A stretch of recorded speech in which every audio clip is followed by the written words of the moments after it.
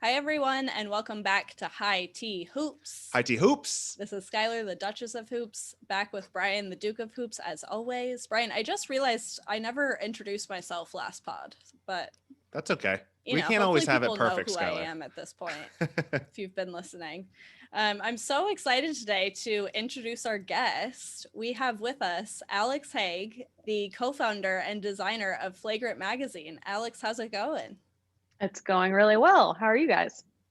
Great. We're so excited to be talking to you today. Same here. I'm stoked. Ever since I heard of, first of all, the name of the podcast is great.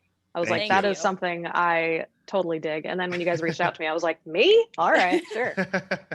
To be fair, we named High Tea Hoops, and then Tea with A and Fee came out like a month later, and we were like, oh, people are gonna just group us together and think we just copied them, but you know. There's this afternoon tea. Ours is high tea. It's the heartier meal, more closer to the end of the day. So it's different. Yeah. There's subtleties in teas for sure. There's definitely a distinction there to be drawn. Definitely. Yeah, absolutely. So let's get into our discussion. I'm obsessed with Flagrant Magazine. I have been for a while. I mean, I introduced Brian to it like last summer. I was like, have you seen this basketball magazine? It's just like, It felt like something that I had never seen, honestly. It felt like a basketball magazine for me. And it felt like growing up, there was always a lot of sports magazines and basketball magazines, but it never quite felt like they were for me. It felt like they were very, kind of boy oriented. It shouldn't really be broken up like that, but there just wasn't really a ton in there for me. And so I've loved following Flagrant, and I've loved reading. I have the first issue here with me. It's beautiful. Ooh, there it is. God, it looks good. And Skylar, you're so young. I'm surprised you even saw magazines. I remember it in elementary school. I was like, Sports Illustrated for Kids was like the ultimate thing that gets delivered to you. It was incredible. Yeah, it was like early elementary school for me before that kind of got phased out. So I barely remember it, but I do. But let's get into it. Can you just kind of tell us how Flagrant, came about? How did this idea start? Why was, a magazine the medium you chose? How did this kind of all come about? Yeah, well, I mean, it's kind of funny that we chose a medium that was completely, non-digital, because that's how all of the founders met. Ashton, the editor-in-chief, was the person who brought it to each of us individually, actually asking, hey, I'm thinking about starting a magazine, and, would you want to be a part of it? And when she asked me, I was like, well, I mean, I know a little bit of Adobe. I can put together a graphic. I can probably lay out something. And that's kind of where it started. She asked each of us individually, and we were all like, yeah, that sounds good. Like, print media, that's got to be the future, right? So everything's coming back. Yeah, exactly. It's all it cycles. Kind of is, Yeah. So that's really how it started. Is Ashton reached out to us and just asked if we wanted to be a part of creating a magazine. And being a designer on the magazine, that was not something I'd done before. I mean, I'd done graphics for Rip Twitty, and other things before, but this was a brand new venture for me. So, but yeah, I mean, I agree. I grew up with magazines to a certain extent, and I would agree with you that basketball magazines or sports magazines in general were really geared toward either men or people that were sort of like celebrity worshipers, sort of like, here's a feature on this celebrity, here's like his favorite meal, like for some reason you should care about that. But like, there's some part of it missing, at least when it was only professional sports that were covered, that we felt that there was an opportunity. So where we fill that gap is we try to provide content on the community and the artists and just all the little pockets of community surrounding basketball that are so much more than the professional side of sports. And I think in that sense, that's maybe why you felt like it was for you, Skylar. It just felt like something that was visually pleasing, but it wasn't forcing the same type of stories down your throat that maybe you'd seen in other magazines. So yeah. And sure. Your crew is from Portland for the most part, and you've done a lot covering the Blazers. So do you want to talk a little bit about how you've covered basketball and kind of your background in basketball in general? Yeah. I mean, I grew up playing basketball, so that's really where I started. And then got into basketball Twitter, which was brand new to me. As soon as I got on Twitter in 2013, I was like, okay, this is my jam. Like, let's do this. Exactly. I jumped right in. And then I had met a lot of my best friends now I had met through basketball Twitter, and we started Rip Twitty, which is Blazers Twitter is called like Rip City is like what Blazers, Portland is called as far as basketball. So Rip Twitty is Rip City Twitter. And we basically threw watch parties, like had events. We had a lot of community-based things that we did. So that's where I started. And then from that, I was recommended to try out for this job as a co-host on Blazers Outsiders, which is a NBC Sports Northwest show. And I got that. So for a season, I was doing off-day shows and the pre and post-game show. That's amazing. With the guys. Yeah, it was an incredible experience. And yeah, somewhere in between there, started a magazine. So you're like, I'm done with this TV thing. Let's do print magazines. Yeah, those like billionaire people types they're always like, I'm going to start jumping out of planes now. Well, now I want to start doing this. Yeah, that's me. I'm just never satisfied. Multimedia mogul. That's what you should. Exactly. Yeah, that should be the LinkedIn. And on this point, do you still play? I mean, post-COVID, or pre-COVID. Do you still hoop? No, I gotta be honest with you. Like, honestly, even when I did hoop, no, it wasn't great. I asked because I've been trying to get Skylar to get back into it and do it. And she's just like, I was going to ask for some training, but she's just like, no. I haven't played in probably 10 years. And so I just know that like, just getting back into playing shape itself is just going to be that's like a full-time job to me in my brain. Oh yeah. And then just like knowing like how just awkward and like silly everything's going to look for the first like month. I don't feel like doing it. It's a lot of work. Basketball is no joke. I mean, that is a full body conditioning plan that you got to get on. And then you just have to hope that you're not too old that you're just going to tear your ACL as soon as you pull up for a jumper. Like, and Brian I can't trust that. Said that to me. He just put that in my brain. He's like, the only thing you're going to have to worry about is ACLs. So I'm like, okay, that's a big worry. It is. Exactly. Like as I get older, I already wake up with weird ghost pain. I don't need to like force that upon myself. I'll let other people play and I'll just write about it. Or take pictures about it like that. I'm fine with that. All right, Skylar. I feel like she's backing me up, Brian. I feel like that plan backfired on you. Is. So as long as you'll like be in TikToks with me and shoot like if you maybe play a little horse, I'm fine with that. We can just stay there. Brian, I already do this for you. Speaking of Rip Twitty though, can you tell us how you landed on the name Flagrant? Because I have an idea that I think might be part of it, but I'm not sure. Oh, okay. Skylar, do you want to throw it out? I want to hear yours before. I wanted to give her the chance to actually tell us if it was going to be real, so that if I was wrong, we could avoid a fight. Because... Oh no, I want to fight. That's good podcasting. That's what the people want. You guys are Blazers fans. I tend to think of Rasheed Wallace as a Piston. Okay, I like where this is going. This is the fight I was avoiding. She's going somewhere off screen. Yes. Oh, yes. I need one of those. That is incredible. She just pulled out a Sheed candle. Yes, it is a Sheed prayer candle. It's helped me through hard times. I think everyone needs a Sheed candle. Does the name have anything to do with Sheed and that kind of era of the Blazers? I wish that it had more to do with Sheed because Sheed is my favorite Blazer. But honestly, Ashton was just throwing out names. She was just throwing out names one day in the group chat, and Flagrant, we just landed on it because it just felt right. It felt like what we were doing, which was a women-run sports magazine. Like, oh, that might make some people mad.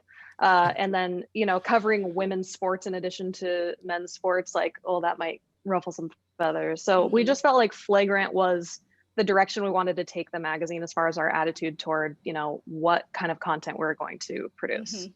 It's a great name. Sheed is always there. Name. Thank you. Yeah. that's it's also Ashton, fun because anytime someone actually gets a Flagrant in a game, like people tag you guys and like you guys get to like hop on social and like make little jokes about it. It's like your name is always coming up. Yeah, that's due to our amazing social media manager, Sierra. She is incredible. She Ashton actually found her on Twitter, I believe, because Sierra had posted rating of NBA players as far as how hot they were, but her reasoning was absolutely bonkers. And Ashton was like, okay, her sense of humor is exactly the kind of person I want to get to know. And so she found her in that way. And then we're like, we need her to be a part of Flagrant somehow. And she has been like one of the best additions we could have ever brought to Flagrant. So yeah. So speaking of your team, how big is it? Who's involved? What does it take to produce this magazine? Love to hear more about kind of the team behind Flagrant. Yeah, definitely. It's 4 of us are founders, and then Sierra, but Sierra's definitely like right up there with us as far as like the level of involvement and work. So it's myself as a designer, Ashton is our editor-in-chief, Bethany is our creative director on the West Coast, and Brasilia is our creative director and also sort of our business manager working from the East Coast. So Brasilia is in New York, Bethany's in Oakland, Ashton and I are in Portland, and then Sierra's currently in California. That's a small team. So to get all this it done. is very small. Yeah.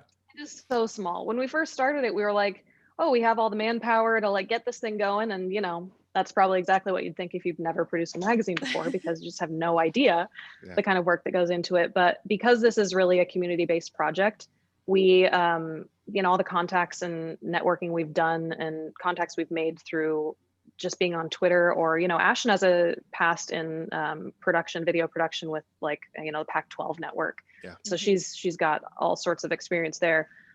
We just called upon our friends to see if they wanted to be a part of something new and special. And we were so fortunate that so many people were willing to put in time, art, you know, man hours just to help. So it is 5 people, but it's hundreds of people, because we rely so heavily on our community to, you know, provide us with really cool stuff, because that's what we're trying to share. We're trying to share, like, you haven't heard of this guy, but he makes, you know, Nike shoes out of ceramic, like out of porcelain, and here's his story. And I just think it's so important that the community part is there, because that's how we get these smaller stories out there, the stuff that you don't hear about. So, and I just can't say enough about our contributors, how they've, and especially for issue 2 coming out during the pandemic, where we couldn't fly anywhere, we couldn't do what we normally do, you know, have shoots set up.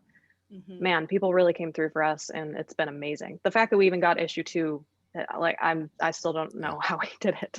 Well, it's also empowering to hear that the team is small, because that shows that if you're interested, if you're a listener right now and you want to do something, it doesn't have to be a magazine, but anything, you can do it with a smaller team, and the community can support you. And I think that's so encouraging to get more people into it. Yeah, for sure. And like, oh, go ahead.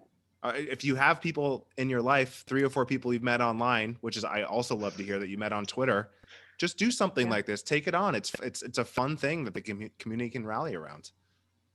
Yeah, I mean, the crazy part is that I hadn't even met Brasilia until after issue 1 came out. Whoa. I met her at Ashton's wedding. So, and you know, we did everything remotely. You know, it was a lot of phone calls, a lot of emails, group chats, and everyone just working together to make it happen. But yeah, I mean, if you would have told me even 5 years ago that I would have been a part of basketball in this, at this level, or producing a magazine, I would have, would not have believed you. So definitely it speaks to how, if you have a small idea and you think it's kind of crazy, if you have 3 equally crazy people, you can probably make it happen. Or just one for you, Skylar. You're my other crazy person. Yeah, sometimes you only need one. I feel like everyone we bring on to the pod, this is the story though, is like, we're like, how did this come about? And they're like, I just started and I didn't really know how it would go. And like, I just started and it turned into something great and I just love it now. And it's like, it really is such a good lesson. Like just do it. Yeah, I think the other big thing is, I don't think it's probably just Portland, but Portland has a unique community, at least on basketball Twitter. They're so supportive of one another. It's crazy. Like, anybody's venture, whether you're a food cart owner or if you're trailblazing, you know, producing really cool streetwear, people are just all for supporting whoever is doing anything in the community. So I think we had some confidence going into it, like, hey, you know, I think our followers and the people that we're friends with are really going to enjoy this. And like, it will really help us just, you know, boost to that level that we want to kind of start out with. And that's been exactly what it has been. And the few flukes that have happened have been like, Shea Serrano got a hold of our magazine and decided to retweet us, and that was the most stressful week of mailing magazines of my life.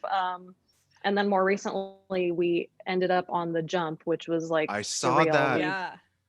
Amazing. That was incredible. That was like, I mean, we had joked about getting Rachel Nichols a magazine, and then she went to the bubble and we're like, the dream's gone. It's like, it's not going to happen. And then she came back and we were told, okay, it's going to be on today's segment. And we're just like, a long segment. even it wasn't a now. throwaway mention. It was like a full overview. Yes, it was. It was incredible. I was watching with my jaw dropped the whole time, just couldn't believe it was happening. And like, I still just can't believe it. But I think that's the sort of thing that like, you just never realize like what's possible until you might start something. And like me being a person I would consider like pretty indecisive and not exactly quick to start projects because I'm a bit of a perfectionist. Like if I don't know exactly what I'm going to get out of it, I may not even start it. But it's okay if you're like that, as long as you have other people that maybe believe in you more than you believe in yourself.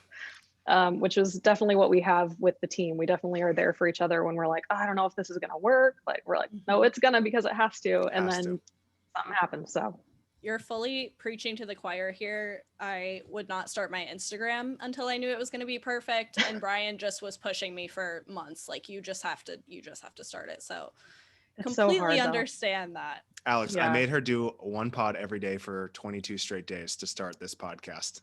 Oh, wow. Like, Just so you'd have a bunch in the bank? Fire. Nope. No, we released them like that. It was traumatic. Or else there's no pressure. Got to get it out today. That was not why we did that. That's a lot. Let's move on. I feel like we've told like 3 guests in a row about that. I don't really know why. Anyways, let's move on. The magazine is absolutely beautiful. Can you tell us a little bit about your role as the designer of the magazine? Yeah, my role as a designer is that everyone else who produces really awesome stuff just gives it to me. So I take no credit for the beauty of the magazine, all of those photos and, the shoots. Those are all my creative directors and their brain children. My job is just to put their amazing work onto the page and have it look as good as possible. So, and I'm, like I said, I'm brand new. I have not done something like this before. I mean, in my previous jobs, I've done graphic design-ish stuff, but this is brand new for me. So I take actually a lot of inspiration from other magazines, that we've like seen and like, okay, we like the look of this. This is more of an art magazine. When we came out with Flagrant, we didn't want it to be a magazine as much as we wanted it to be like a coffee table book. I think we've mentioned that in our marketing before. Like we wanted it to be something that you left on your coffee table because it's art in itself. So with that in mind, we designed it less like a classic magazine, and more like an art book, I guess. It definitely has that presence wherever it is. Yeah. I remember Skylar shipped it here and it was like on our coffee table. And it's like, whoa, this is like something I want to put up on the wall or something I want to feature on it. It's definitely like, it's a hardy magazine. It's not one of like the Sports Illustrated for kids throwaways. Right. Yeah. And like putting that together and getting the samples from the company and just to decide like how thick we want the paper and everything, there's a lot of care and consideration that went into that. There's a lot of options as far as paperweight and gloss go that I did not know about before doing this. Yeah. But it all matters. And yeah, we've actually got a really great response on like the quality of the items. So yeah, that's what we're going to stick with, is that sort of thick, book, almost book type. So yeah. So we kind of mentioned this earlier. One of Flagrant's kind of taglines is "Digital is still dead." So what is it like actually making a physical magazine in kind of this hyper digital age? Yeah, I think that was intentional because, we all get sort of fatigued on all of the digital consumption. You, especially like, for you guys, for example, just to have a podcast where you're talking about sports, you have to be on Twitter and Instagram all the time because that's where you get your news, your information. You have to be able to speak on someone's Instagram post or someone's comment on someone's Instagram post or what have you. Yeah. So it's sort of exhausting in that sense, even though it's fun and that's what our interest is. it gets to be a lot. And I think that creating Flagrant as more of a tangible piece of art was intentional, just so you could step away from, the digital consumption. We toyed with the idea of like, should we have it be a digital download where you can still view it online? And we're like, we really just don't want that. We want it to be something that you can hold in your hand. And I think that as we come out with more issues, it'll be like sort of this collection thing where you have issue 1, issue 2, issue 3, kind of stacked up, and like they're all timeless, hopefully, to the best of our ability. And it's just something you can feel. And I think that even though digital is dominating marketing and media, there's still room and space for something like a book or something that you can hold in your hand. I just think it's a different experience. So yeah, that's pretty much. It also separates you. Like if you're thinking of it as what can we build as an experience? Like if it's not a physical magazine, The Jump might not talk about it. Shea Serrano might not talk about it. It really sets you apart, and it's a completely different experience of, you mentioned Shea where he does the PDF downloads of the different things, but having basketball and other things, like that book is the artifact. I still, in my parents' house, it's still National Geographics just all through the bookcase. And each of those, you're right, is like that evergreen piece of, magazine that you go back in history and see. And I love that part of it. I love that it's kind of a zag on everyone going full TikTok, which we talk a lot about on this podcast as well, where it makes it very special. Yeah. I mean, I think the digital is dead tagline is also, it's very facetious, right? Because we have to be, we have such a huge digital presence, and we're just going to be doing more digital production as well as we go on. But the joke is that digital is dead because, buy our magazine. But that's sort of our whole, that's the conceit of our whole personality on Twitter and everything anyways, is we're just sort of making fun of ourselves. So digital is dead because we're selling a print magazine, but also like long live digital because it has to exist. Yeah. And you're from Portland, so it's, you're stuck in the 90s, as is very well known. It makes perfect sense. Stuck in the 90s. Yeah, we're going to start releasing tape cassettes of something. Oh, I would love that. Oh, wouldn't that be great? Flagrant vinyls. Of interviews. Your podcast is released on vinyls. We need to do that, Skylar. I would be into it. Oh, man. It would sell well in Portland and the PNW in general. It would. Oh man, that's a great idea. We should do Haigh Hoop season 1 vinyls. That would be incredible. Why haven't we done this yet? Anyway, but the promotion, you have to give away a record player with it, so it's actually really expensive. It wouldn't make sense. We're paying $200 for each one that we're selling. It's a giveaway, Adam. Who knows? We'll workshop it later. We're in the brainstorming phase. There you go. So when you guys kind of set out, I talked up top about how this was kind of the first time I felt like it was, a sports magazine for me. When you started and you were kind of thinking of a flagrant reader, who were you kind of thinking of? What was kind of the audience that you've been trying to build? I think maybe no one person in general, but maybe the people who enjoy basketball but don't fit into the other, archetypes of basketball fans. Like there's a big subsection of basketball fans who are also, big sneaker people. We know that, like, especially in Portland and around Nike, like sneakerheads are, like, if that's what they're still called, I honestly don't know, because my point is I'm not a sneaker person. Like, I don't own sneakers, and I always felt like I don't belong in basketball a little bit because I'm not a fan of sneakers. But like there are people that enjoy basketball that just don't fit into these little pockets of anything. And I think that that's sort of what we were going for, is like, hey, do you watch basketball but you don't play? Are you do you watch every sport and you love basketball? Like, are you just an art person and like basketball is sort of cool but you're mostly into art? Like, there's all these different things that the magazine hits on. And the community projects, I think people that are really into like just the community aspect of the pieces and the people that we cover and provide in the magazine are just something that isn't really touched on elsewhere, at least that we've found. So a specific demographic or person, I don't think so. Maybe if we were all business majors, we would have set that out and written a business plan. but no, it was not that well planned. Yeah, what persona are you building for? Have you named them? Do they have the common interests? The Yes, flagrant no. heads? I'm actually Yes, glad they're to hear flagrant that. heads.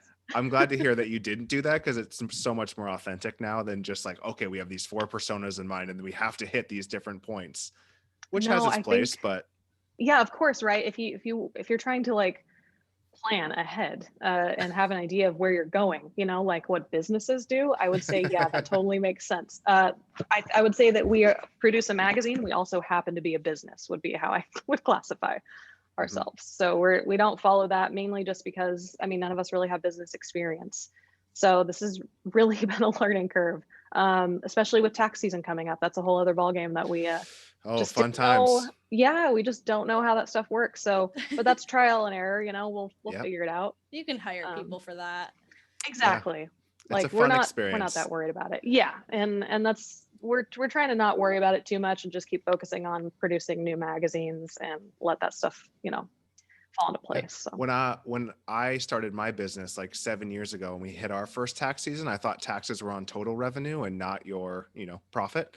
So I was like, oh, we're totally screwed. Like, how did we not plan for this? Why did I know? You're just when you're doing things for the first time, you make mistakes. But we don't have to talk about taxes, because I hate talking about taxes. Sorry, more than almost anything. anything. I'll put that on myself. But one of the areas that I really appreciate that you talk about is mental health in sports. And there is a lot of, it's a big effort to destigmatize talking about mental health. And there's been a lot of great NBA players and WNBA players that have led and started talking about going to therapy and emphasizing it, especially when we had the bubble where so many players suffered just sitting in the same place every single day. So what kind of had you, or what made you focus on kind of that element of basketball and sport?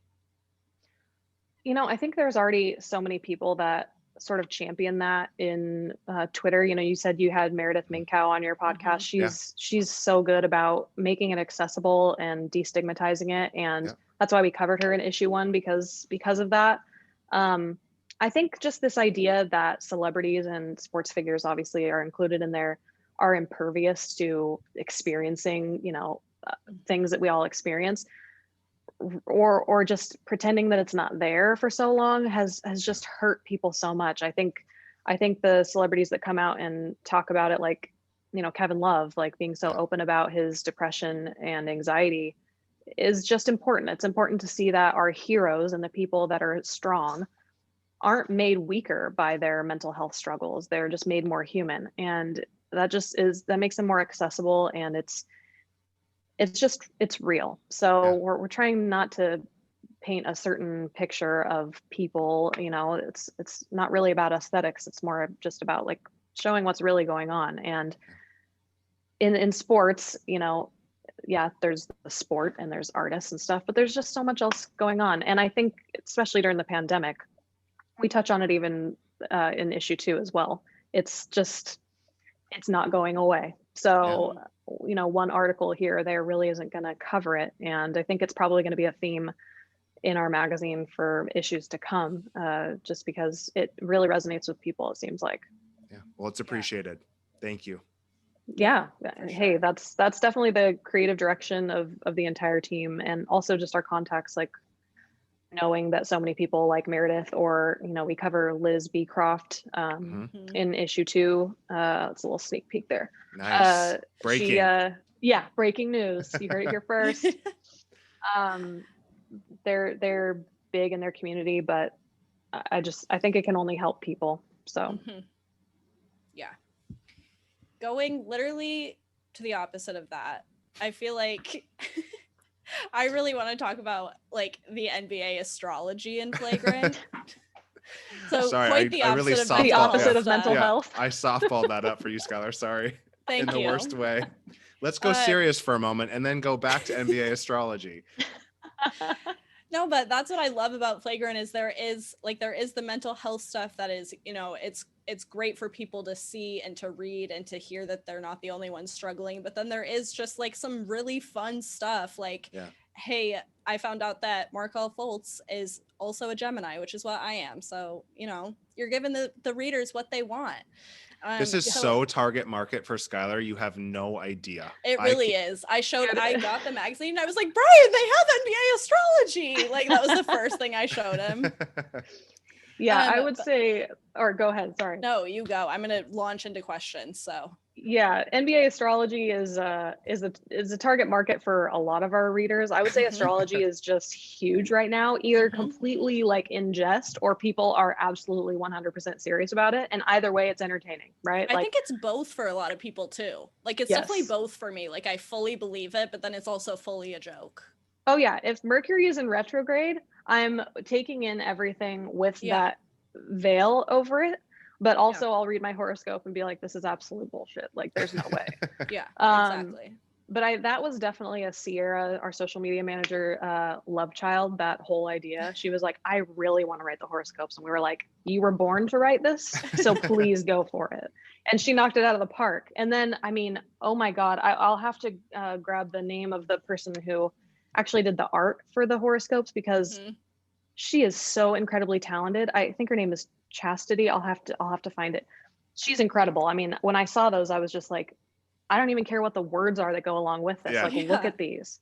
It was amazing. So So how did you guys kind of go about like finding contributors for the first issues? Were you kind of just when you decided to form the magazine, was it kind of like, oh, we kind of know who we would love to feature in this first episode? Because it's just kind of like, I know in my head when I'm scrolling through Twitter, I'm like, oh, I really admire that person. It's like, okay, well, that's the natural first person to put in the episode. Was it kind of like that? How did you guys kind of go about finding contributors? Is it a lot of you guys? Were there specific voices you were trying to amplify? What was the process? Yeah, a lot of us, I would say Bethany is the artist of the group and she knows a lot of artists. So she follows them just personally on Instagram and knows them from her social circle. So she was like, I know a few people who would love to contribute and I also know who I want to interview for the artist spotlights. And then Ashton was friends with a few people like Meredith Minkow on Twitter. And it was mostly networks, like people we already sort of knew, but some of them were like big fish. Like we were like, okay, we want Sydney Weiss. Like, how do we get a hold of Sydney Weiss, like from the WNBA? And, you know, made that happen somehow. I think Ashton knew her, maybe she was a Beaver. So it was mostly people that we knew that we kind of wanted to see if they wanted to contribute, but also a lot of like sheepish, you know, DMs in Instagram, like, we're starting this magazine.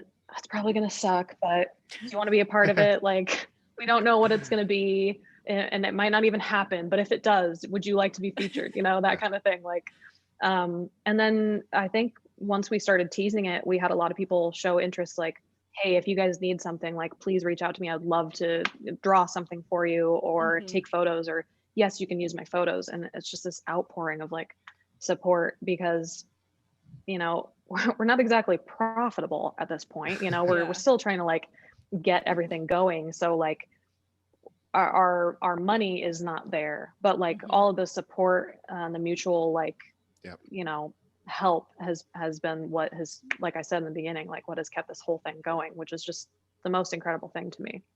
And just a quick point of clarification for our UK listeners.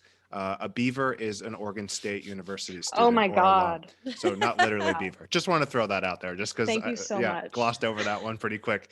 She's a duck and he's a beaver. It's like, what are you talking about? Also, like if you're just going to drop a mascot, like Beaver is one of the funnier ones to just drop without any context. She's a beaver. Moving on without any context. Love that. That's true. I'm too used to it. I just think that everybody should know what the Oregon State mascot is. Like that's definitely not true. Sorry, Ashton, when you're listening to this.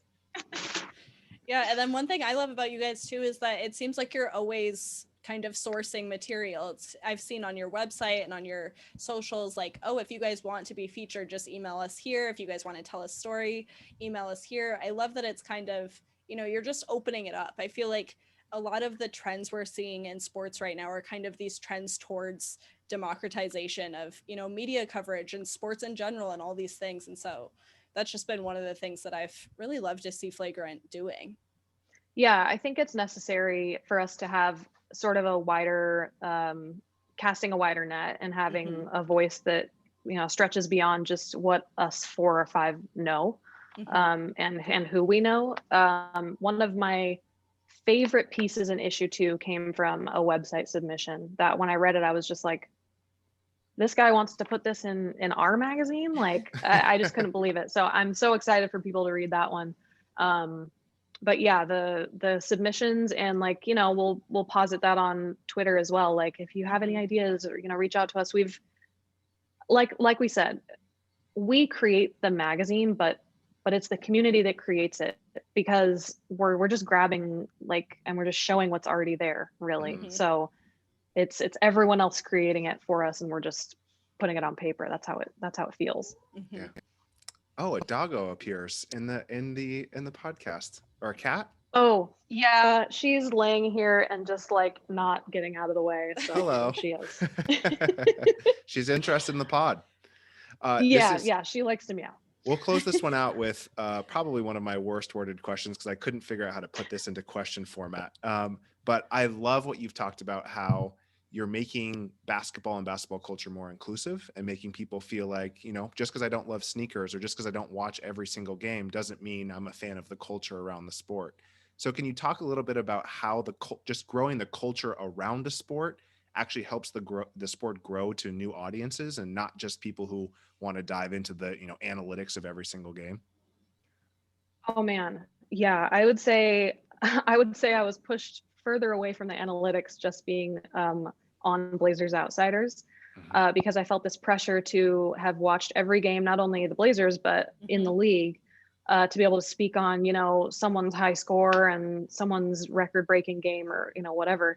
While that's all interesting, I am least interested in that. I'm much more interested in Evan Turner's Instagram story and Damian Lillard's rap career, and what someone's doing with streetwear, that all that stuff. To me, the fact that it was born of the professional sport is great, but it carries its own weight at this point. And yeah, I think it's important that we share what the community is doing for basketball for itself, right?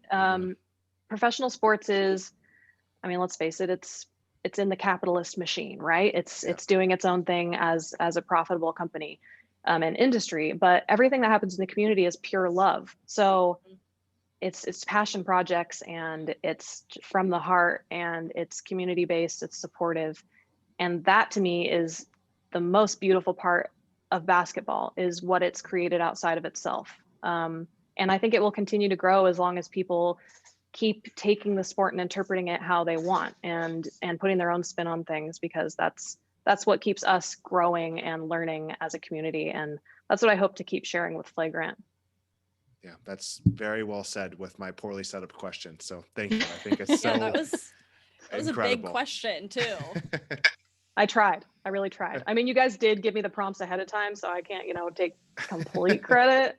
Oh, don't tell our secrets. Actually, what? I'm just kidding.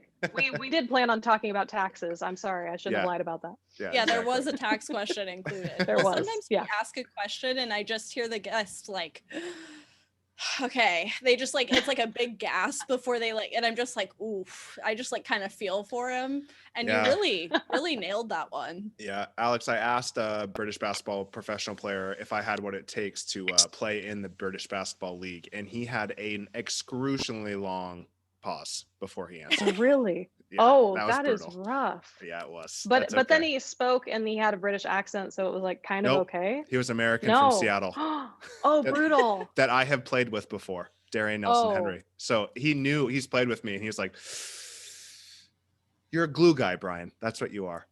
Oh, wow.